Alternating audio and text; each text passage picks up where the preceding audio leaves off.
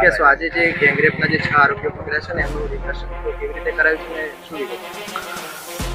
મહેસાણા જિલ્લાના વિસનગર શહેરમાં ગઈ તારીખ 4ના રોજ જે એક નાબાલિગ દીકરી ઉપર બળાત્કારની ઘટના જે સામે આવેલી, એ ઘટનામાં જે આરોપીઓ અમે પકડેલા છે એ આરોપીઓને સાથે લઈ એક રિકન્સ્ટ્રક્શન કરવામાં આવેલું છે.